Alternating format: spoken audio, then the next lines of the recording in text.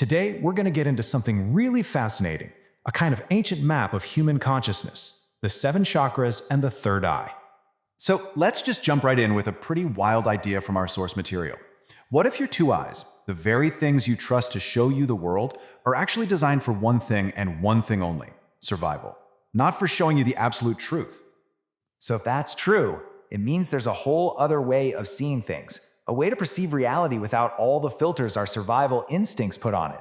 And to even begin to understand that, we have to look at this kind of hidden energy system inside all of us. So first things first, let's pull out the map, the body's energy map, that is. To really get what the chakras are, you have to understand the system they're a part of, what's called the pranic system. And when I say it's a map, I mean it's an incredibly complex one.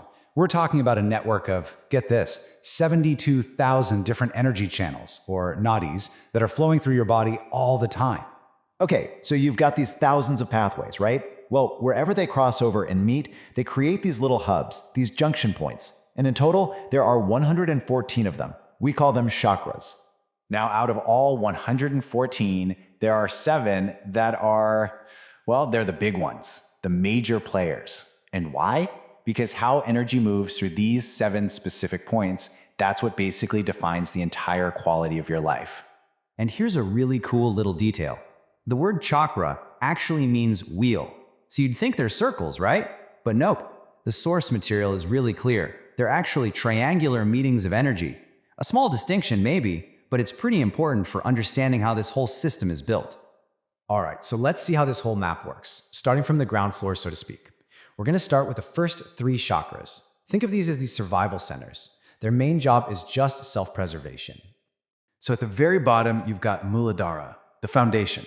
If your energy is mostly here, life is all about the essentials: food and sleep. Simple. Then you move up to Swadhisthana, and things get a little more interesting. Life becomes about seeking pleasure, really enjoying the world. And then there's Manipuraka, the doer. This is where you find your high achievers, your entrepreneurs, your leaders, people who are driven to get things done out in the world.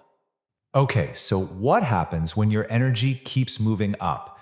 We get to a really crucial spot, a major turning point in the whole system. This is Anahata, the heart chakra, and it acts like a bridge between just surviving and, well, something more. And its symbol perfectly explains what it does. It's 2 triangles intersecting.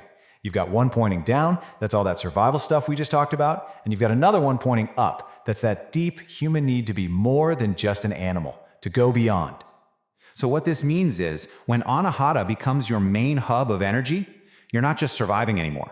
You're not just doing things. You start creating. Your whole focus shifts from just preserving yourself to expressing yourself, maybe through art, music, whatever it is. And once your energy really gets flowing above the heart, everything changes. The whole game shifts. This is what's called the call to go beyond. Now we're exploring power and pure perception. So next up, we hit Vishuddhi, right at the throat. This is a center of incredible power. And we're not talking about money or status. We're talking about a kind of presence, someone who just commands a room.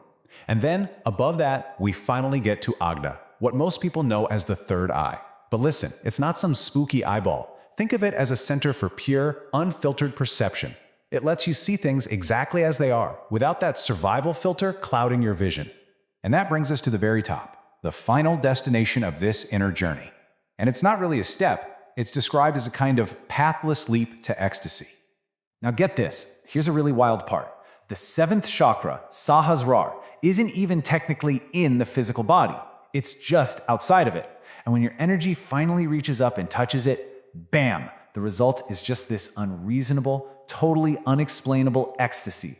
Pure bliss for no reason at all. But, and this is a huge but, here's the secret. The source says there are all sorts of paths and techniques to get your energy up to the Ajna, that 6th chakra. But from Ajna to Sahasra, there's no path. There's no roadmap. It's not a step you can just take. So how in the world do you make a jump like that? Into a total unknown? Well, this is exactly why these traditions talk so much about having a guru, a spiritual guide.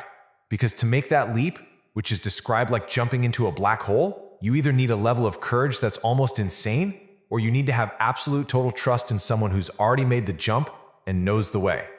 All right, before we finish up, the source material gives a really important practical warning about this whole journey. It's about telling the difference between real vision and just your imagination running wild. So it lays out two different ways to approach this. You've got right hand yoga, which is all about being grounded, steady, no fancy imagery. You just work with what you've got. Then there's left hand yoga, which can be way more exuberant. It uses all this colorful imagery and forms, but there's a real risk there. You can get totally lost and fly off into these imaginary worlds thinking they're real. And that brings us right back to the third eye. Look, seeing some kind of literal eyeball when you meditate, that can happen, especially if you're using practices with that kind of imagery. But that's not the point. It's not the goal. The real third eye is an energy form. It's a way of seeing. True growth is about gaining clarity, not getting lost in cool-looking visions.